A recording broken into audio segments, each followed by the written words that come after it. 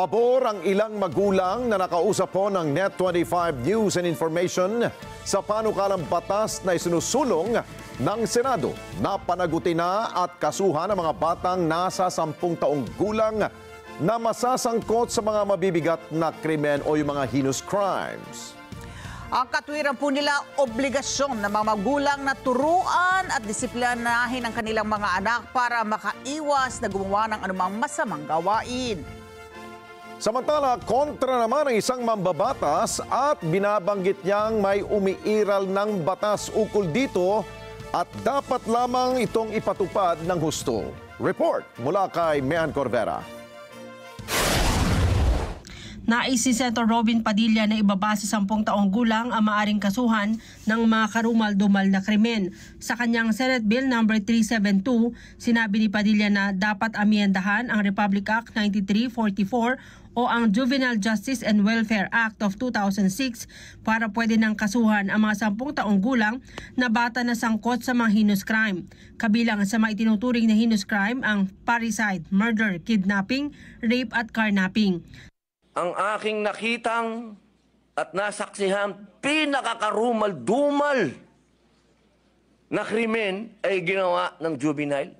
Pero ito pong nangyari sa juvenile, habang natutulog, habang tulog yung biktima, kumuha ng kahoy. Hindi nga yung 2x2, malam mo yung 4x4 yun. Ipinalo sa ulo nung kaaway niya. Alam nyo, rumisponde kami dahil kami barangay tanod eh. Pagdating namin doon sa visiting hall, nakahiga na doon yung biktima. Sabi ni Padilla, may mga ganitong batas na sa ibang bansa tulad ng Australia at ilang ASEAN countries. Pabor si Senator Raffy Tulfo sa panukala. Ayon sa senador, marami na siyang natanggap na reklamo kung saan ang mga bata ang sangkot sa mga karumal-dumal na krimen. Ang nakakalungkot, hindi anya nakakakuha ng katarungan ang mga biktima dahil mga menor de edad ang suspect. Ang daming beses na po ng mga insidente na yung mga menor de edad ang lalakas ng loob, gumawa ng krimen dahil alam nila wala silang pananagutan at sasalbahin ng batas.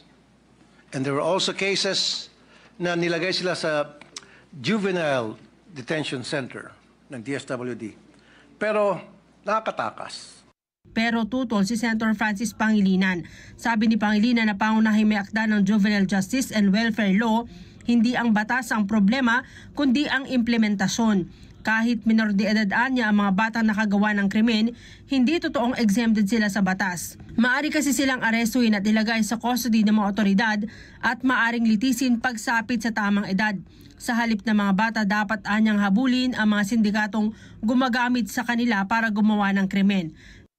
Pero maliwanag sa batas na maaari silang litisin bilang mga nasa hustong gulang na kapag napatunayan na meron silang discernment. At ang katunayan niyan, yung magwad killings, dahil sila ay menor de edad nung naganap, pero sila ay 16 at 17, sila ay nilitis bilang mga nasa hustong gulang at sila ay nakakulong ngayon. Ang ilang magulang pabor naman sa panukala ni Padilla. May obligasyon raw kasi ang bawat magulang na turuan ang mga anak kaya dapat maparusahan kapag nakagawa ng krimen. May kakilala ko na siyang career ng 10 years old. Ako bilang magulang talagang papayag ako kasi tayo bilang isang magulang tuturuan din natin ang bata sa mabuting asal at saka dapat ilayo natin sila sa mga ganyang mga gawain hindi maganda. Mean Corvera para sa Mata ng Agila, matatag, matapang, matapat.